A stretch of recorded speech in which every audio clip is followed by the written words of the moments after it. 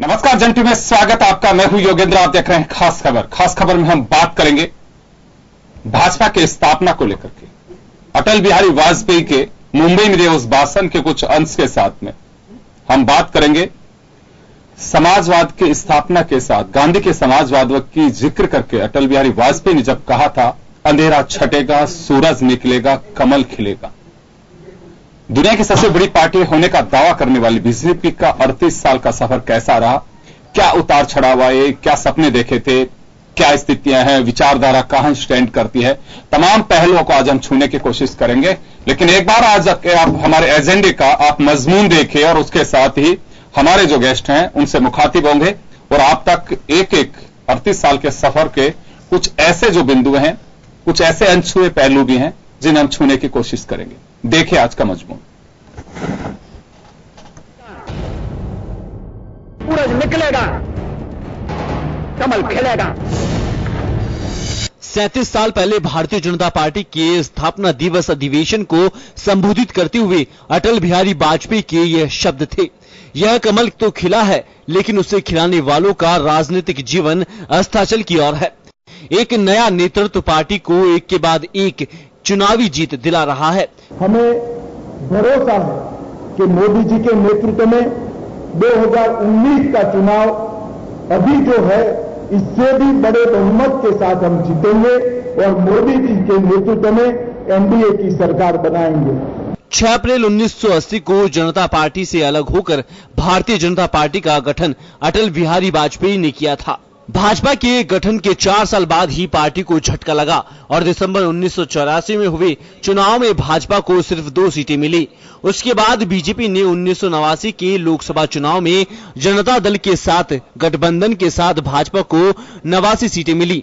1991 में यह आंकड़ा 120 सीट तक पहुंच गया। केंद्र में 1996 में पहली बार भाजपा की सरकार अटल बिहारी वाजपेयी के नेतृत्व में बनी, जो कि सिर्फ 13 दिन तक चली थी। इस दौरान एनडीए का भी गठन हुआ और फिर से वाजपेयी सत्ता में आए। 1980 में जब भाजपा की स्थापना हुई, उस दौरान लालकृष्ण आडवाणी और मुरली मनोहर जोशी पार्टी के प्रमुख संस्थापकों में से थे। लेकिन आज उन्हें मार्गदर्शक मंडल में शामिल कर एक तरह से हाशिए पर दखल दिया गया है। कहने को तो उनकी सलाह ली जाती है, लेकिन तवज्जो नहीं दिया जाता। बेशक बीजेपी अपनी मूल विचारधारा का जिक्र आज भी करती हो, लेकिन परिवर्तन के इस दौर से अछूती नहीं रही। कई बार विश्लेषक यह भी कहते हैं कि भाजपा का भी अब कांग्रेसीकरण हो रहा है। भाजपा दुनिया की सबसे बड़ी पार्टी होने के साथ ही देश के 70% से अधिक भूभाग पर भाजपा का कब्जा है। 2014 के बाद भी भाजपा मोदी और शाह की भाजपा है। 4 साल में 6 राज्यों से 21 राज्यों में भाजपा अकेले या सहयोगियों के साथ सत्ता में है। 2019 और कुछ राज्यों में होने वाले चुनावी शिखर पर टिके रहने की चुनौती है। ब्यूरो रिपोर्ट, जन टीवी न्यूज। तो चलिए, आपने देखा कि बीजेपी का 38 साल का सफर। 6 अप्रैल 1980 में मुंबई में समुद्र किनारे जब अटल बिहारी वाजपेयी को राष्ट्रीय अध्यक्ष चुना गया और तब उन्होंने अपने उद्बोधन में सबसे पहले कहा था कि जो अल्फाज मैंने सबसे पहले कहा वो आज तक भाजपा में जोश भरने के लिए कई बार उनका उपयोग भी किया जाता है। अटल बिहारी वाजपेयी एक नामचीन कवि, अच्छे प्रखर वक्ता और एक विश्लेषक के रूप में माने जाते हैं। अटल बिहारी वाजपेयी उसी वक्त उन्होंने एक भविष्यवाणी, मैं कहूंगा इसको, जो मई 2014 में पूरी हुई और वो पूरी की नरेंद्र मोदी ने। चले, मोदी कैसे बीजेपी में आए, कैसे पूरा उनका एक जो रोल रहा वो कैसे रहा, उसको भी लेकर के हम बात करेंगे। क्योंकि यहां मोदी का जिक्र करना लाजमी होगा कि विश्व की सबसे बड़ी पार्टी होने का जो बीजेपी दावा कर रही है उसमें मोदी शाह की जोड़ी का बड़ा रोल है। पहले मरतबा 1996 में बीजेपी ने सरकार बनाई थी, लेकिन 13 दिन ही चल सकी। अटल बिहारी वाजपेयी, इसमें कोई संदेह नहीं है कि आज भी न केवल बीजेपी में, दूसरी पार्टियों में भी अटल बिहारी वाजपेयी को अटल जी के नाम से जाना जाता है और उनके प्रति वो जो सम्मान है, शायद भारत की राजनीति में लुप्त होता सम्मान भी कह सकते हैं, वो सम्मान अब दिखाई नहीं देता। वो बड़प्पन अटल बिहारी वाजपेयी के संस्कार न केवल भाजपा में, दूसरे राजनीतिक दलों में भी एक स्वीकार्य योग्य थे। जब संसद में वो बोलते थे तो लोग सुनते थे। हल्ले के लिए कभी संसद उस जमाने में भेंट नहीं चढ़ा करती थी। निजी स्वार्थों से ऊपर उठ करके मुल्क के लिए लड़ा जाता था, राष्ट्र के उन मुद्दों को उठाया जाता था। लेकिन आज रास्ते अलग हो गए हैं। मुझे लगता है कि 38 साल पहले जिस भाजपा की स्थापना गांधी के जिस समाजवाद को लेकर के की गई थी, शायद वो विचारधारा से भी बीजेपी भी भटक रही है। और इससे इंकार नहीं किया जाता कि अब कोई राजनीतिक दल अपनी विचारधारा को कोई महत्व देता होगा। महज एक ही मकसद रह गया है कि सत्ता की कुर्सी। खैर चलिए, हम तमाम पहलुओं को लेकर के चर्चा करेंगे। हमारे साथ भाजपा नेता लक्ष्मीकांत पारिक साहब हमारे साथ में हैं, वरिष्ठ पत्रकार और विश्लेषक ओम सैनी साहब हमारे साथ हैं, और खानुका बुधवाली जी कांग्रेस के नेता हमारे साथ जुड़ेंगे।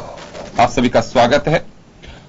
ओम जी, मैं आपसे जानना चाहूंगा कि बीजेपी 38 साल की हो चुकी है, बीजेपी का एक बड़ा सफरनामा रहा है, और यूं तो विश्लेषक 3-4 युग की बात करते हैं, लेकिन हमें लगता है कि जब अटल बिहारी वाजपेयी 6 अप्रैल 1980 को समुद्र के किनारे जब बड़ा एक सम्मेलन बीजेपी का हो रहा था, और जेपी की मूल जनता पार्टी से हट करके जब भाजपा का गठन हुआ, तो उन्होंने जब कहा था, एक भविष्यवाणी उसकी कह सकते हैं कि एक उम्मीद और एक भरोसे के साथ में कार्यकर्ताओं की दम और एक संस्कार जो उन लोग कूट कूट करके पैदा कर रहे थे कि भाजपा एक संघर्ष का दूसरा नाम है और हम आगे बढ़ेंगे। तभी उन्होंने कहा था कि अंधेरा छटेगा, सूरज निकलेगा और कमल खिलेगा।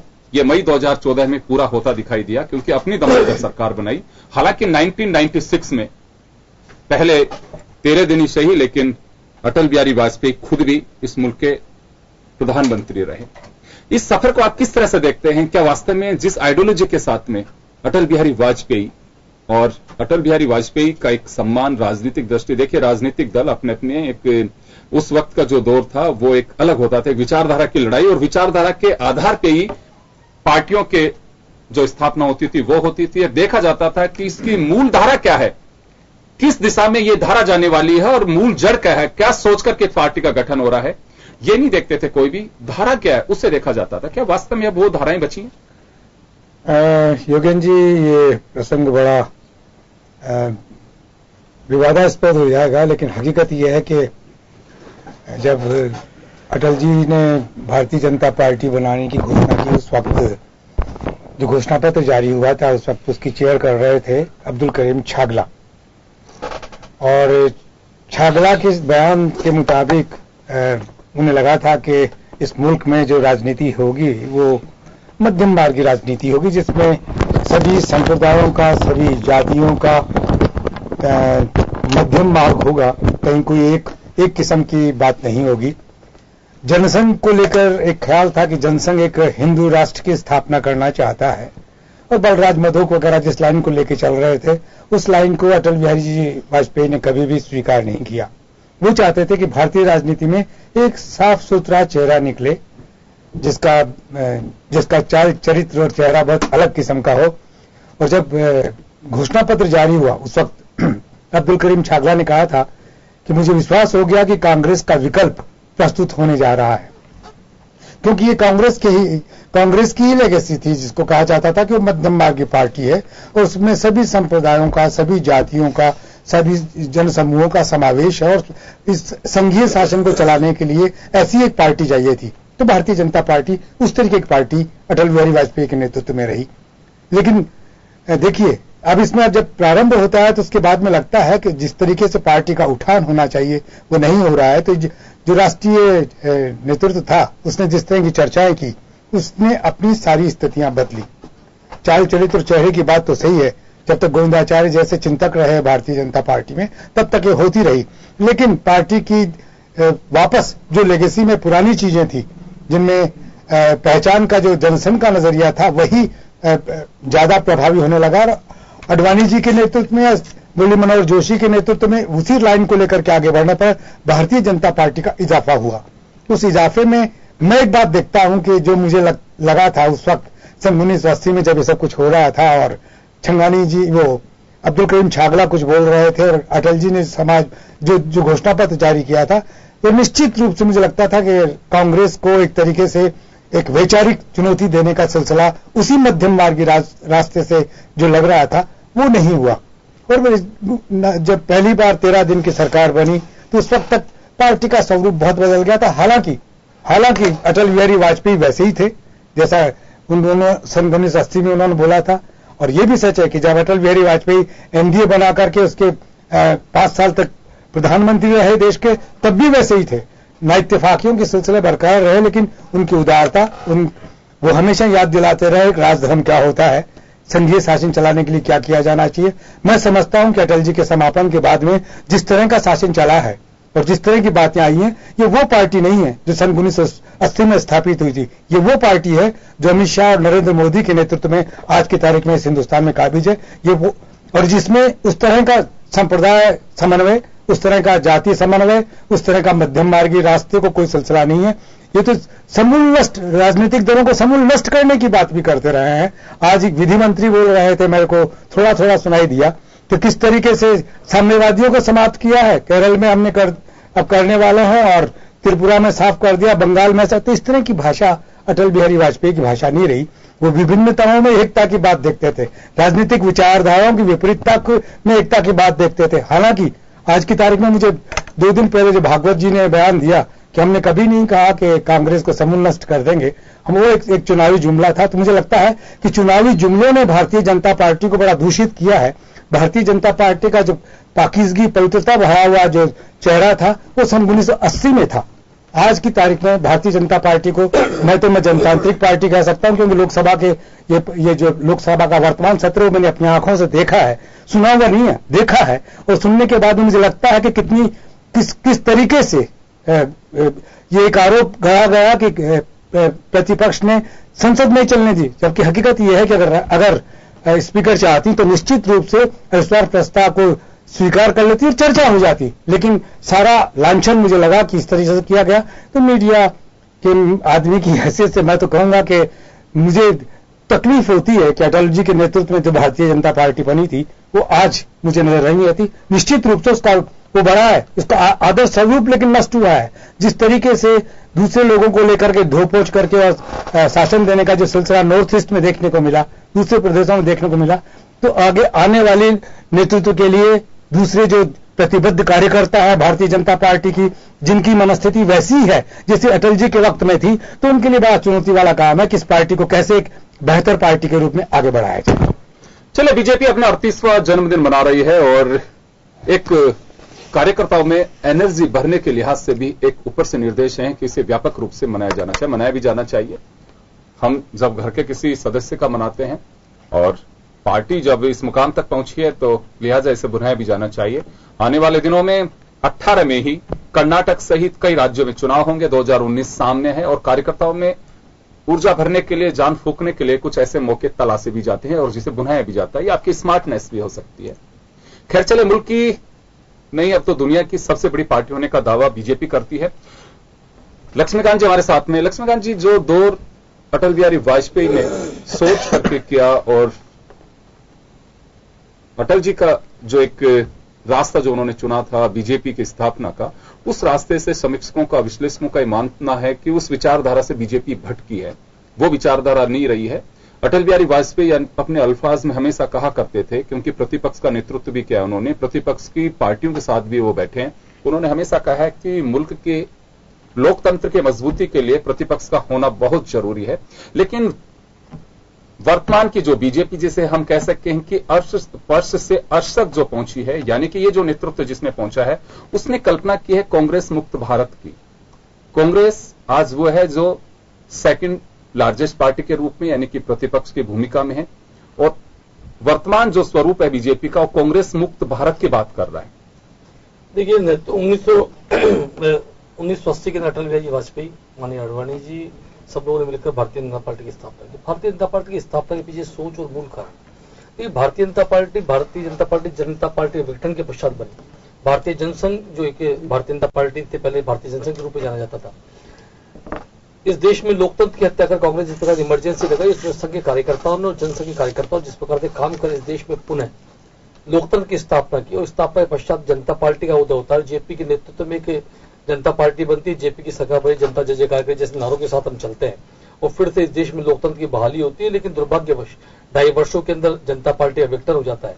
और विघटन का कारण दो कारण मोटे मोटे रहे कि संघ की सदस्यता ले लिया भारतीय जनता पार्टी सदस्य ने, दोहरे जो सदस्यता वाला विषय था इसको लेकर भारतीय जनता पार्टी को उस समय जो थी वो जनसंघ के लोगों को जनता पार्टी छोड़नी पड़ी और विघटन हुआ। उसके पश्चात 1980 में अटल जी के नेतृत्व में हम मुंबई के अंदर अधिवेशन होता है, उसके अंदर भारतीय जनता पार्टी की स्थापना होती है। भारतीय जनता पार्टी की स्थापना के साथ हमारी पंच निष्ठाएं हम बनाते हैं और पंच निष्ठाएं आज भी हमारी गीता की तरह पवित्र है। उन्हीं पंच निष्ठाओं पर आज भी भारतीय जनता पार्टी काम करी, कल भी भारतीय जनता पार्टी काम करेगी।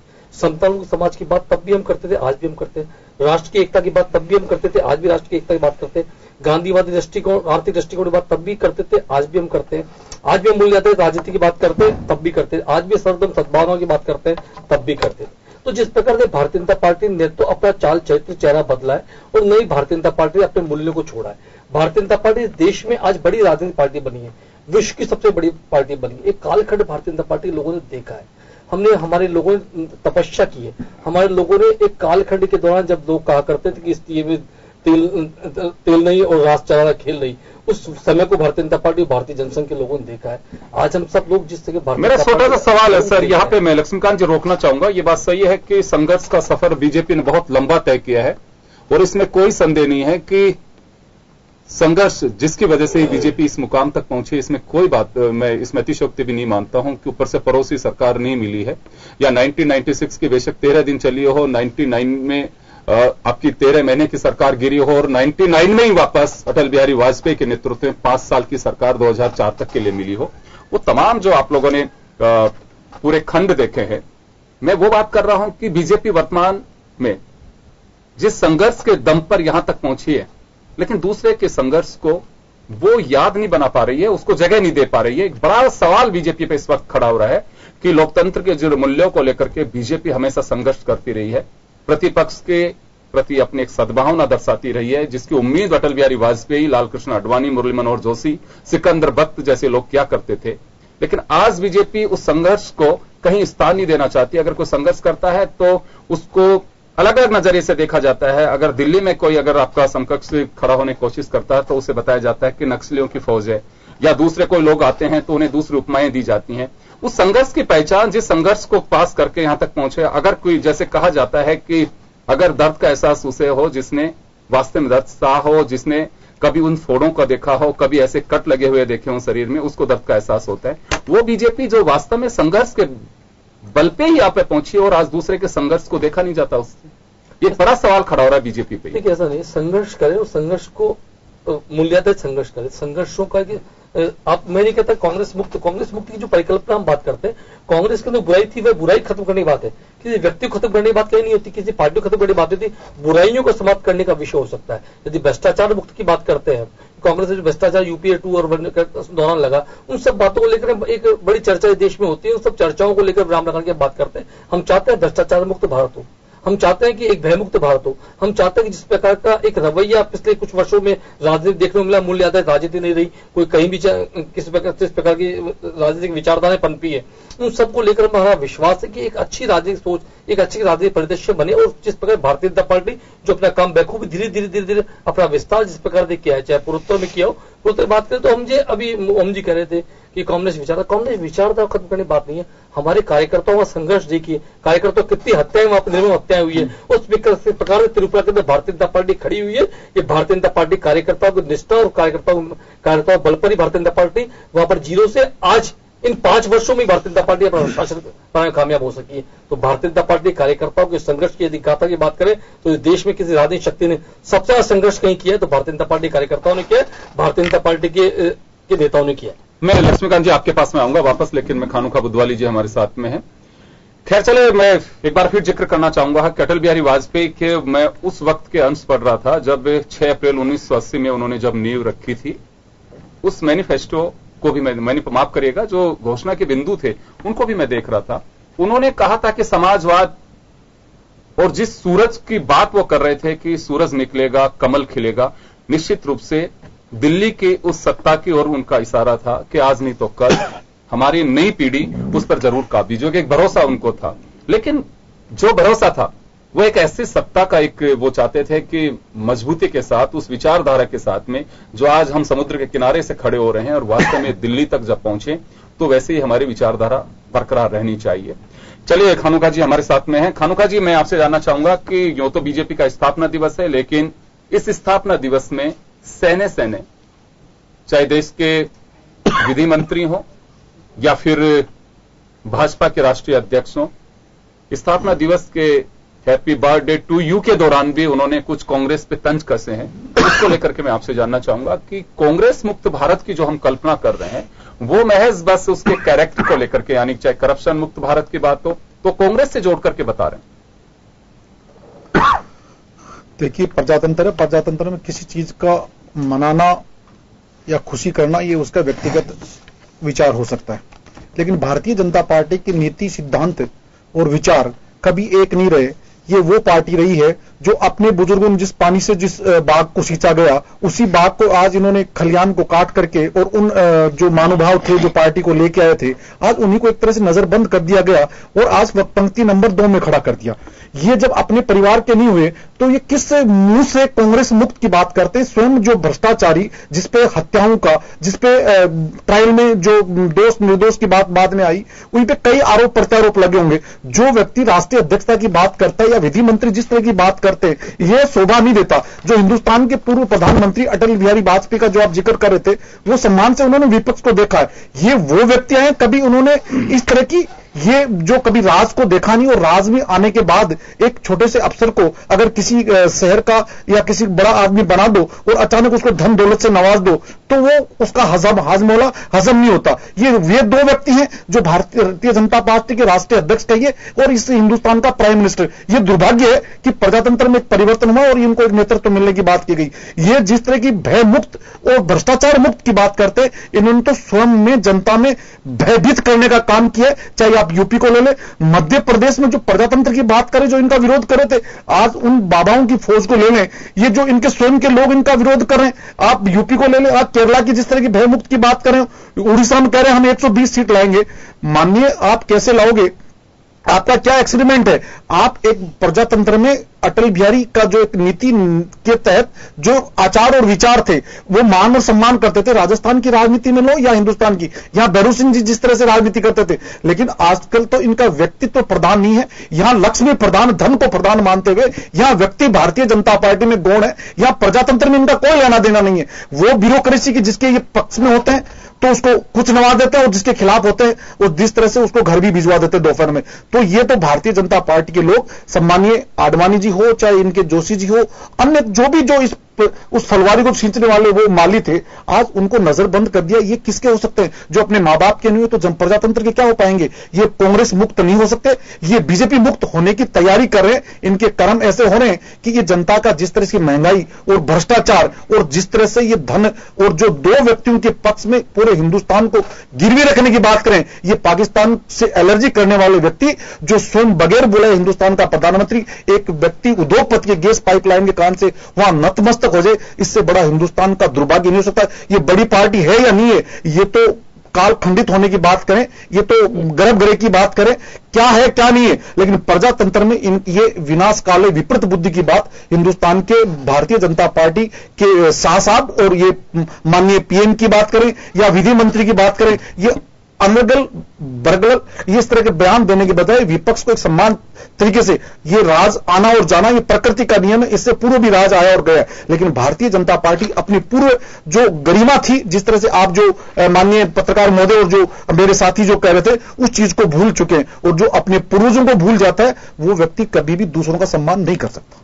चले, खानुका बुधवाली साहब कह रहे हैं कि जो पूर्वजों का सम्मान नहीं करते हो, किसी का सम्मान नहीं करते हैं, और लोकतंत्र के क्या हो सकते हैं। लेकिन एक सवाल जरूर खड़ा होगा कि बीजेपी जिस संघर्ष के साथ में, मैं तो कहना चाहूंगा कि 1980, फिर जिक्र करना चाहूंगा 6 अप्रैल, यानी कि आज ही के दिन ठीक 38 साल पहले जिस कल्पना और उम्मीद के साथ में अटल बिहारी वाजपेयी ने अपना उद्बोधन दिया था, क्योंकि एक प्रखर कवि, वक्ता और मतलब उनका एक अपना एक अंदाज था, लोकतंत्र के एक सिपाही की तरह उन्हें कह सकते हैं।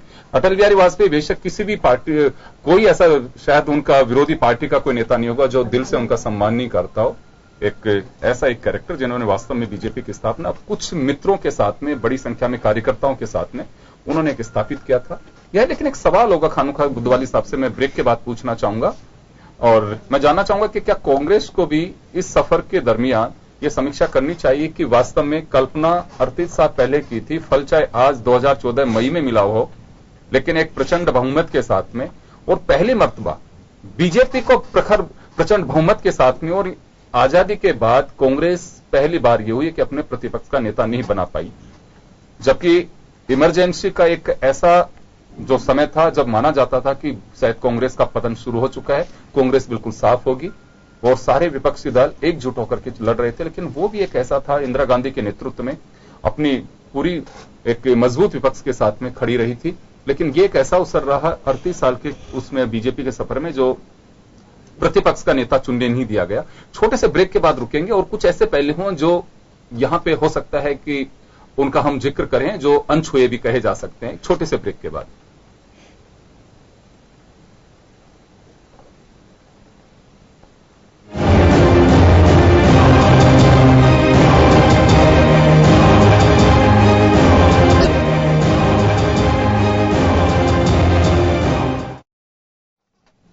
ब्रेक के बाद एक बार फिर आपका स्वागत है। आप देख रहे हैं खास खबर। बात कर रहे हैं भाजपा के स्थापना दिवस के 38वें साल की ये पूरा जो सफर रहा।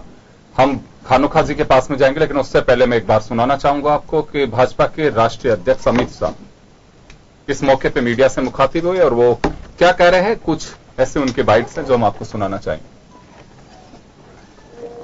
भरोसा है कि मोदी जी के नेतृत्व में 2019 का चुनाव अभी जो है इससे भी बड़े बहुमत के साथ हम जीतेंगे और मोदी जी के नेतृत्व में एनडीए की सरकार बनाएंगे।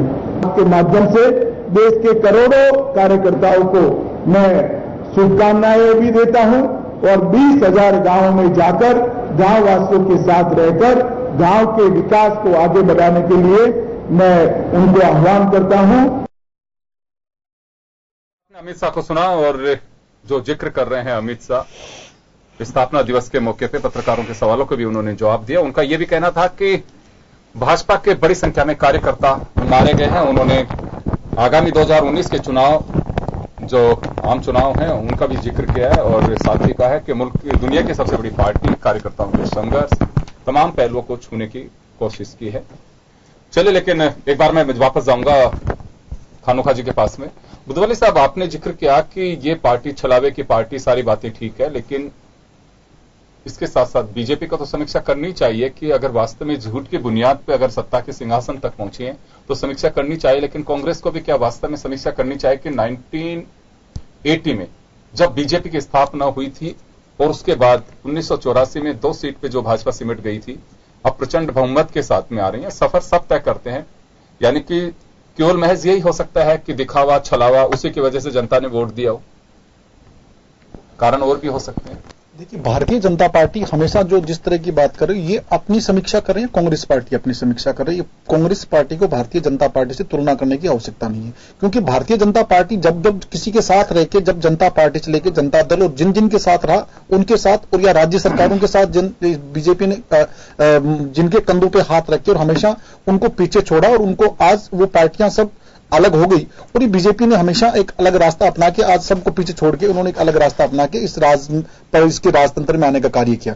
लेकिन कांग्रेस पार्टी ने अपने ना सिद्धांत बदले, भारतीय जनता पार्टी ने हमेशा अपने सिद्धांत विहीन की बात की। हमेशा जनता पार्टी से लेकर अब तक किसी भी पार्टी के साथ जरूर रही है, लेकिन उसका साथ कभी नहीं निभाया, ना किसी राज्य में निभाया। जिस तरह के हाल ही में जो बंगाल में या जिस तरह के उड़ीसा में जो चुनाव होने जा रहे हैं, तो या फिर मध्य प्रदेश में या कर्नाटक में जो चुनाव होने जा रहे हैं, ये लोकल बॉडी का चुनाव बंगाल का, वहां के रोज बीजेपी के कार्यकर्ताओं के द्वारा एक हो हल्ला करना, अव्यवस्था फैलाना, ये बीजेपी की ब्लड की हेरिडिटी बन चुकी है। लेकिन प्रजातंत्र का ये धर्म नहीं बनता कि चुनाव किसी भी राज्य की सरकार करवाए, वो वहां उसका एक अपना प्रतिनिधित्व दे। लेकिन बीजेपी का सिर्फ अपने राज में लाने के लिए किस तरह के हथकंडे अपनाए जाए, वहां व्यक्ति चाहे खत्म होता है या इनका राजतंत्र आने से प्रजातंत्र में इनका विश्वास नहीं है। ये किस राज्य में, ऐसा कौन सा राज्य में किया? जब यहां यूपी में आप राजतंत्र की बात करते हो तो इन्होंने यहां के सीएम ने यहां राजधर्म नहीं निभाया। गुजरात के जो माननीय जो जहां से इन्होंने अपना राजधर्म नहीं निभाया। तो ये बात जानना चाह रहा हूं, किस नीति निर्देश की बात करेंगे। मैं तो ये जानना चाह रहा हूं कि जब बीजेपी मेजोरिटी के साथ में मई 2014 के अंदर सत्ता हासिल की है। अटल बिहारी वाजपेयी की क्लियर मेजोरिटी के साथ में नहीं आए थे, वो हमेशा अपने तभी एनडीए का स्वरूप ही सामने आया था जब वो गठबंधन की आवश्यकता उन्हें पड़ी, अलग अलग दोस्तों को उन्हें साथ लेना पड़ा। क्योंकि मुझे बहुत अच्छे से ध्यान है कि अलवर में मैं अटल बिहारी वाजपेयी को सुन रहा था, तब उन्होंने कहा था कि ब्रिटेन से एक दल आया था वहां पे, और जब देवगौड़ा सरकार थी तो उन्होंने पूछा कि इतने दल मिलकर के यहां सरकार चला रहे हैं, तो उन्होंने कहा था कि भानुमति का कुनबा है। उन्होंने अपने स्पीच में भी बात कही थी, लेकिन वाजपेयी जी को यह पता नहीं था कि अगले जब चुनाव होंगे तो मुझे भी एक कुनबे की आवश्यकता पड़ेगी, और ये एक एनडीए का स्वरूप आया। 2004 में ही यूपीए का स्वरूप आया, उससे पहले दोनों नाम कहीं अस्तित्व में थे नहीं, और अभी यही उसको रेगुलर फॉलो कर रहे हैं। अगर गवर्नमेंट यूपीए की आती है, कांग्रेस अगर बहुमत में होती है तो यूपीए, बीजेपी बहुमत में होती है तो एनडीए। अब ये दो वो हो गई थी। इस वजह से विचारधारा की जो मैं बात कर रहा हूं कि कांग्रेस को क्या अपने पे भी सोचना चाहिए कि 80 में जो पार्टी बनी, 84 में 4 साल बाद ये 2 पे सिमट करके रह गई, उसके बाद एक बड़ा सफर करती चली गई और एक प्रचंड बहुमत के साथ में सत्ता के सिंहासन तक पहुंची हो, तो क्या वास्तव में कांग्रेस को इसकी फिक्र नहीं है? केवल मैं देश की जनता चलाएगी बात नहीं, देश की जनता कांग्रेस चाहती है कि देश की जनता में एक परिवर्तन आए, और उस परिवर्तन को लेके जो दिल्ली में जो चिंतन शिविर किया गया कांग्रेस पार्टी ने, वो आपने देखा 3 दिवसीय जो सम्मेलन था, उसमें बाकायदा हर बिंदु पे ये कहा गया कि आने वाले केंद्र और राज्यों की सरकारों में हमें किस तरह से करना चाहिए। हाल ही में जिस तरह के अलग अलग राज्यों के चुनाव होने जा रहे हैं, उसमें भी अलग अलग राज्यों पे चिंतन हर तरह से मनन करना और उसमें बैठ के बातें करना, ये होना जरूरी है, और कांग्रेस पार्टी कर रही है, राष्ट्रीय अध्यक्षों चाहे प्रदेशों के अध्यक्षों। लेकिन भारतीय जनता पार्टी की कांग्रेस से तुलना कदापि नहीं करनी चाहिए। ये एक शॉर्ट समय का एक पानी का बुलबुला है, जो ये 2019 का जब राज आएगा, प्रजातंत्र जो ये केंद्र की सरकार आएगी, तब हम बात करेंगे।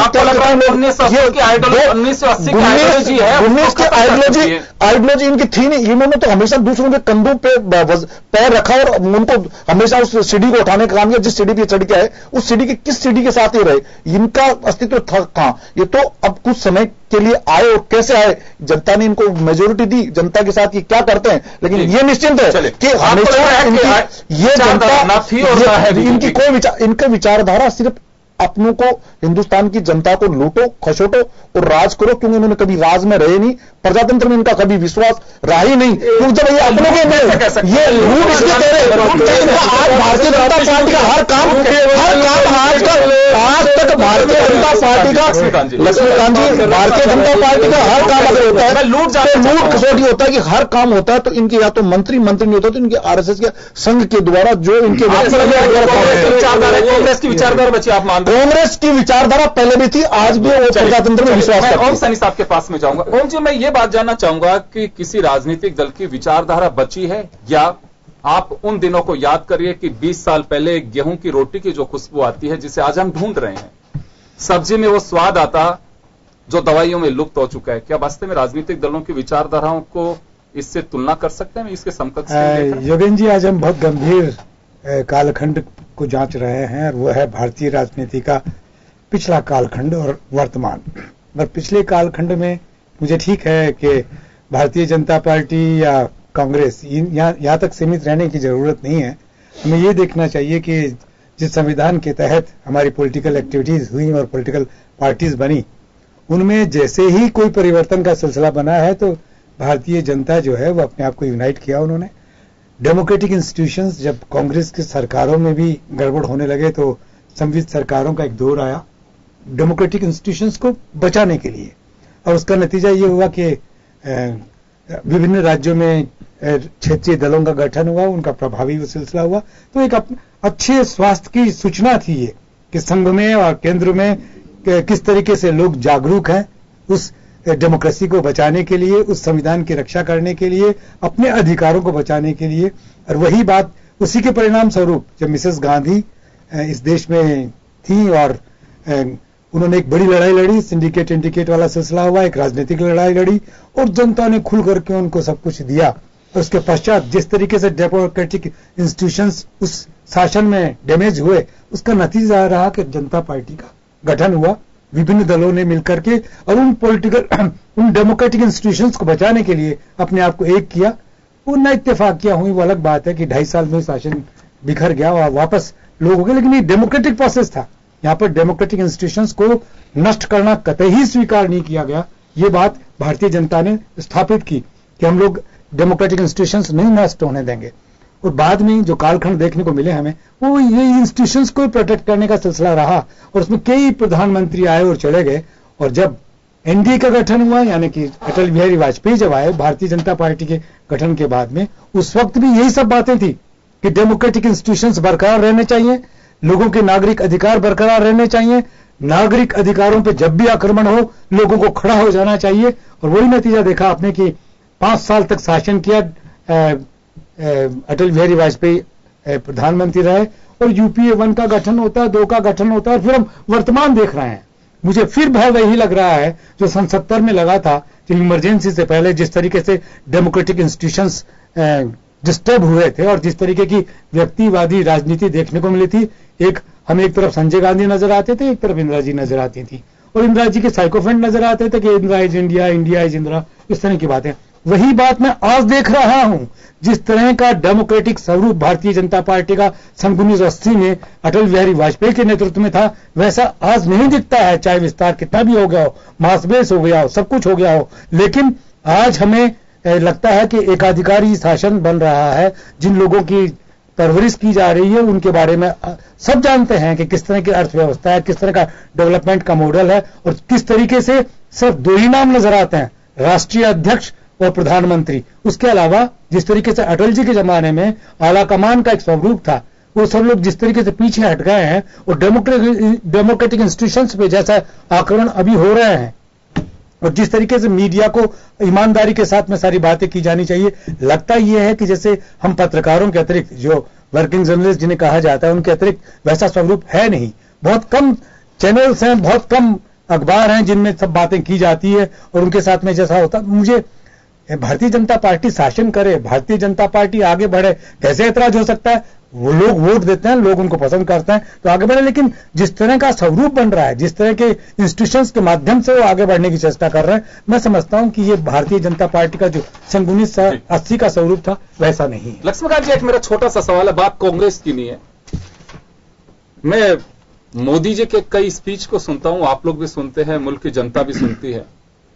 वो कई बार ये बात कहते नजर आते हैं कि आजादी के इतने साल बाद, आजादी के 70 साल बाद देश में ऐसा विकास नहीं हुआ। हालांकि मैं सैल्यूट भी करना चाहूंगा, लेकिन उस दिन को जब माफ करेगा, नरेंद्र मोदी जब पार्लियामेंट में सबको संबोधित कर रहे थे और भावुक भी हो गए थे, प्रधान सेवक बने थे जब उन्होंने सबसे पहली सीढ़ी जो पार्लियामेंट के उस पवित्र मंदिर यानी कि पार्लियामेंट की छू करके और प्रणाम करके वो अंदर घुसे थे, तब उन्होंने कहा था कि आजादी के बाद इस देश में कुछ नहीं था, लेकिन विकास वह है। हम किसी भी एक सरकार के विकास को हम नहीं छोड़ सकते, सबने विकास किया तभी देश यहां तक पहुंचा है। वो पहला दिन था, तब लग भी रहा था कि शायद बड़प्पन होगा, लेकिन कुछ दिन बाद हम कैसे भूल सकते हैं कि 70 साल की चपेट में अटल बिहारी वाजपेयी को भी गौण कर दिया जाता है। 70 साल से अलग शासन नहीं था उनका भी, उसको भी हम भुला देते हैं और महज सिर्फ ये कहते हैं कि जो कुछ हुआ है वो आज ही हुआ है। देखिए, ऐसा नहीं है। प्रधानमंत्री को मैंने कई बार सुना, ऐसा नहीं कि 70 सालों के अंदर कुछ हुआ नहीं है, 70 कुछ किया नहीं। इस देश में कालखंड रहा, लंबा कालखंड रहा है। अन्य पार्टी सरकारी रही है, अंग्रेजों से मुक्त हुई, अंग्रेजों मुक्ति के पश्चात जिस प्रकार का चाहे हरित क्रांति के माध्यम से, दुग्ध क्रांति के माध्यम से देश ने लगातार विकास की परिकल्पनाएं की, कई बांध भी बने। ऐसा नहीं कि सरकार ने अपना काम नहीं किया, सरकारों ने अपना काम किया और सरकारों ने जिस प्रकार काम करना चाहिए था उस प्रकार काम सरकारों ने नहीं किया। ये विषय सामने जरूर आता है। देखिए, अटल जी का शासन आया, अटल जी शासनों के अंदर जिस प्रकार नेशनल हाईवेज की बात होती है, नेशनल हाईवेज बनते हैं, तो मैं कह सकता हूँ कि शहंशाह सूरी के पश्चात किसी ने रोड्स पर ध्यान दिया तो अटल बिहारी वाजपेयी की सरकार होती है। और जिस प्रकार के बड़े नेशनल हाईवेज बने और सब बने, तो निश्चित रूप से एक नया स्वरूप और नया भारत देखने का निर्माण हुआ। और जिसके लिए हम कहते हैं इंडिया शाइनिंग की बात हमने की।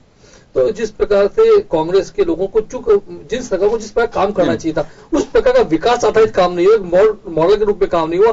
निश्चित रूप से जवाहरलाल नेहरू के समय कुछ समय एक कालखंड रहा जब बांध बने, औद्योगिक क्रांति हुई और कई सारी बातें उस समय उस दौरान होती है। लेकिन जिस चीज की वास्तव में आवश्यकता इस देश को थी कि वो देश को वो विकास और वह मूल्य आधारित विकास नहीं होता है।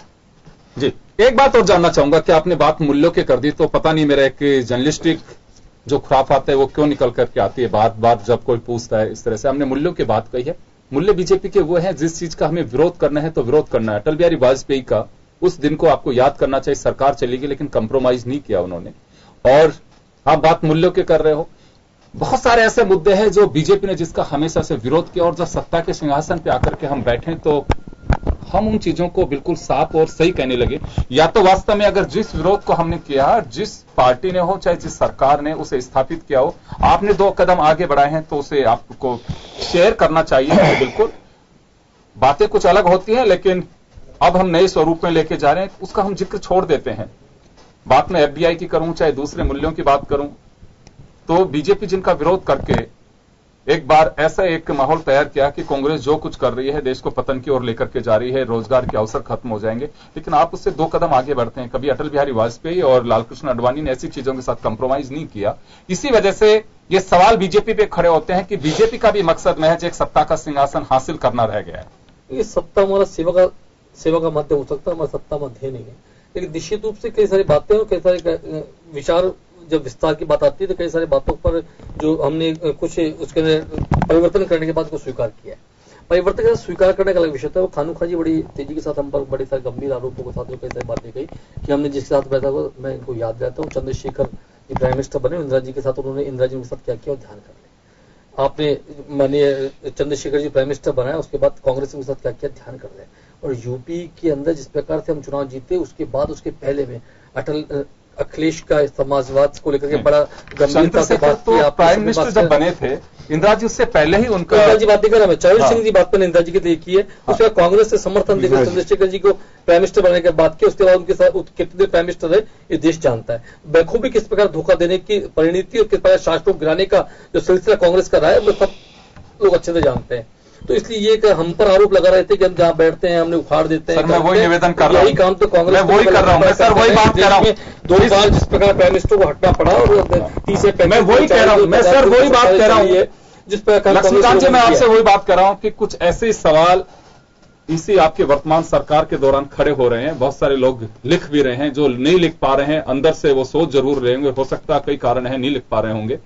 लेकिन जिन लोकतांत्रिक मूल्यों की हम बात कर रहे हैं कि बड़े दल को अवसर मिलना चाहिए, कहीं पे अगर सत्ता पे कोई काबिज हो रहा है तो उसे जिसने जनता ने मेजोरिटी दिया उसे अवसर मिलना चाहिए, बहुत सारी ऐसी चीजें हैं जो केवल इसी वजह से सवाल खड़े हो रहे हैं बीजेपी पे कि महज एक सत्ता हासिल करना एक मकसद रह गया, चाहे पार्टी को किसी को भी बड़े दल के रूप में पहचान मिली हो, कि लोकतंत्र का एक उसूल परंपराएं हैं हमारे यहां पे।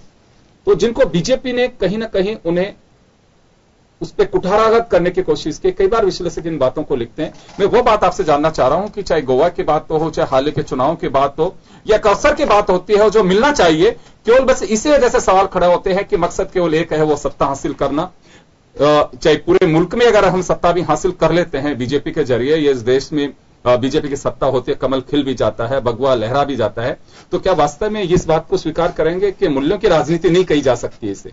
देखिए, मूल्य आधारित राजनीति की बात करते लगातार जिस प्रकार जिस बड़े दल को बहुमत नहीं मिला, बहुमत मिलने के पश्चात जिस प्रकार से बड़ा दल अपने लोगों को संगठित कर बहुमत का प्रयास भी नहीं करता, एक रोड मॉडल भी तैयार नहीं करता और राज्यपाल के पास जा भी नहीं पाता, तो क्या उस समय लोकतंत्र को झांझट में छोड़ देना ठीक होगा? यदि भारतीय जनता पार्टी था कुछ लोग भी सरकार बनाने के बाद सरकार बनाकर हम राज्यपाल के पास हम अपना प्रस्ताव प्रस्तुत करते हैं, राज्यपाल स्वीकार करता है, तो मैं नहीं समझता को अतिशोक्ति है। आपने बड़ी तेजी के साथ हम सब पर आरोप लगाया 13 दिन की सरकार गिरती है, 13 महीने की सरकार गिरता, गिरधर गवर्नमेंट को जो 2 सदनों के सदस्य थे उनके वोट पर अटल जी की सरकार गिर जाती, उस समय सारा प्रश्न किसी ने खड़ा नहीं किया इस देश में।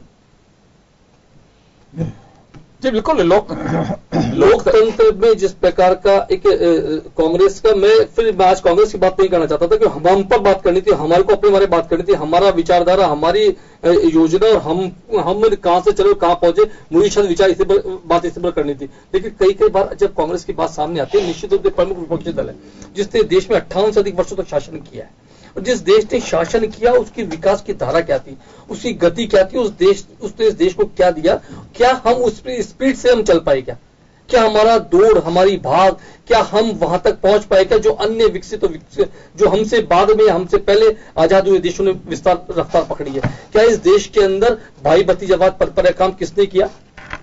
इस देश के अंदर यदि बात करते हैं जिस प्रकार का लोकतांत्रिक रूप से धर्मनिरपेक्षता बात कर किन्हीं लोगों के साथ मिलकर सत्ता बनाने का काम किसने किया?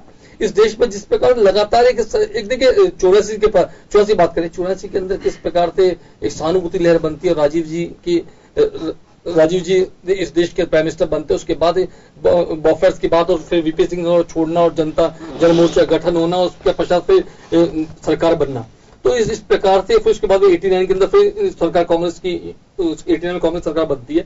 तो जिस प्रकार कालखंड लगातार जो चलता है, इन सब बातों को लेकर कहीं ना कहीं लगता है कांग्रेस अपना जो ध्येय था, जो उसको काम करना चाहिए था, वह काम पूरी तरीके से नहीं कर पाई। सबसे ज्यादा यदि थंपिंग मेडल मिलती है तो राजीव गांधी जी को मिलती है, उसके पश्चात भी उसको बदल दिया जाता है। तो इस बात को कहीं ना कहीं लगता नहीं कांग्रेस अपने स्पीड में काम नहीं कर रही थी।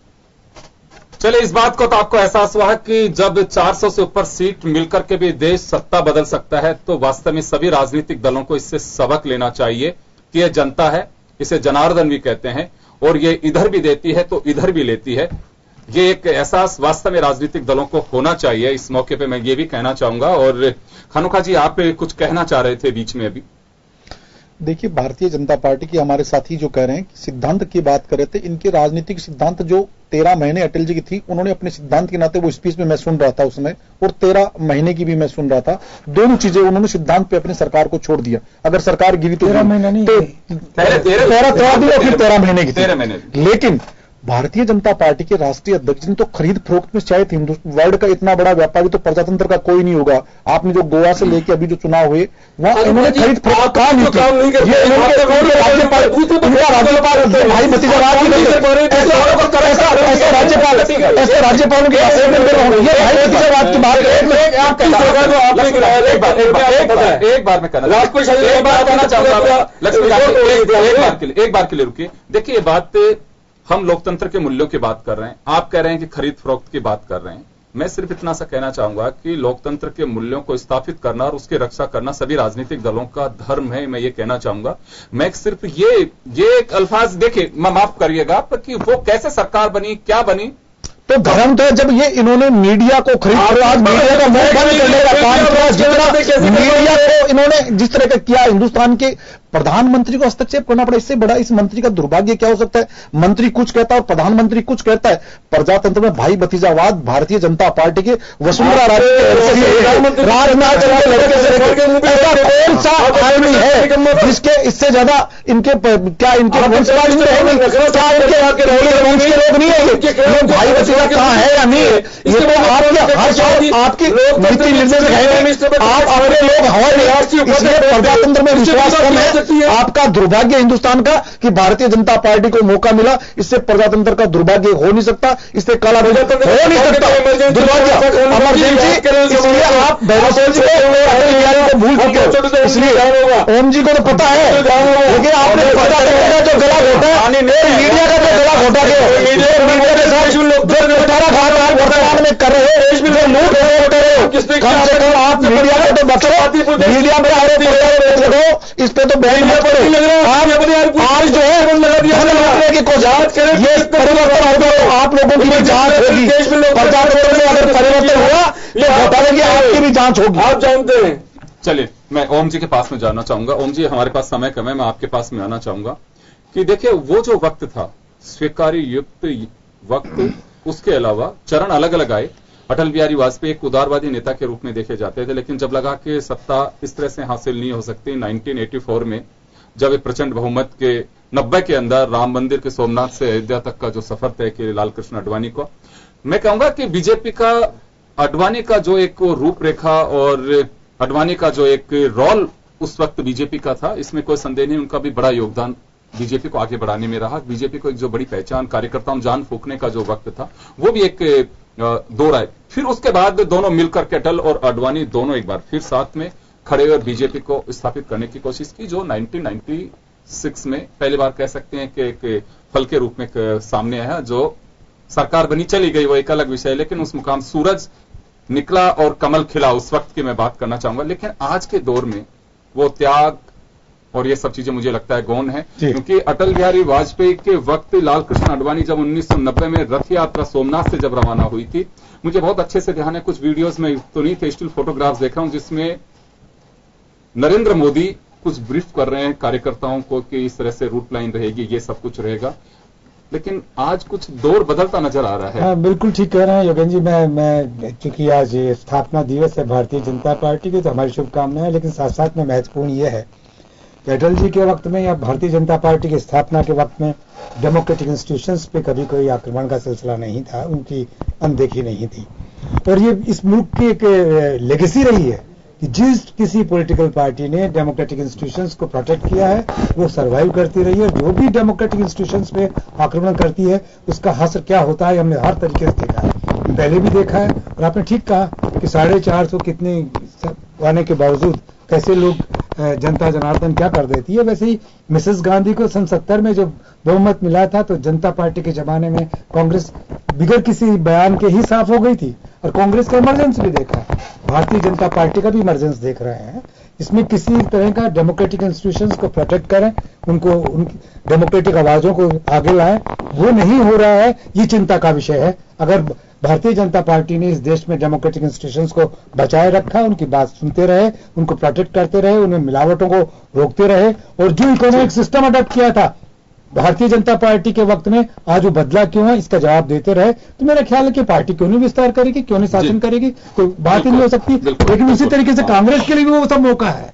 तो इसलिए आज की तारीख में मैं कोई वैसे कमेंट नहीं करना चाहता।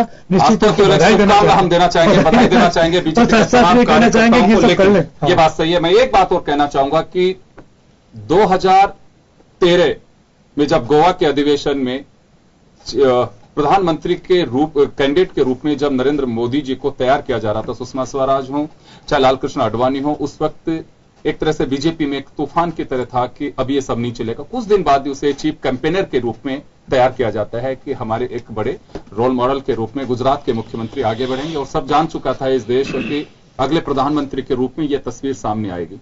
लेकिन मैं आपको बताना चाहूंगा कि बीजेपी के तमाम कार्यकर्ताओं को भी हो सकता अंदर से जानते भी होंगे एक अच्छा एक्सपीरियंस परिवार में क्या हो रहा है, पड़ोसी से ज्यादा परिवार के लोगों को मालूम होता है। मैं कहना चाहूंगा कि 1980 का वो अल्फाज, उस दिन के वो स्पीच, जिन कार्यकर्ताओं ने कभी संगठन के अधिवेशन में अटल बिहारी वाजपेयी, लालकृष्ण आडवाणी, मुरली मनोहर जोशी, सिकंदर भक्त के अगर वो अल्फाज सुनाए गए होंगे तो जरूर देह में आते होंगे कि वास्तव में संघर्ष था। हमारे पूर्वजों ने, बुजुर्गों ने जो सपने देखे थे कि अंधेरा छटेगा, सूरज निकलेगा, कमल खिलेगा। तो मुझे लगता है कि 1980 के उस दौर को याद करते हुए ही हमें आगे बढ़ना चाहिए। बीजेपी के लोगों को शुभकामनाओं के साथ में उस संदेश का भी याद दिलाना चाहूंगा कि समय है, कालखंड है, बदलते रहते हैं, लेकिन वास्तव में अपनी विचारधारा को मत छोड़िए। तभी मुझे लगता है कि कमल खिलता रहेगा उस रूप में जो अटल और आडवाणी ने देखा था। और आप लोगों ने कहा था कि अटल आडवाणी कमल निशान मांग रहा है हिंदुस्तान। मुझे लगता है सार्थकता तो तभी होगी, बाकी समय है, बदलता रहता है, चीजें आती हैं, चली जाती हैं और यही इसी तरह से देश चलता है। बहुत बहुत शुक्रिया आप सभी को और खास खबरें बस इतना ही। दीजिए इजाजत, नमस्कार।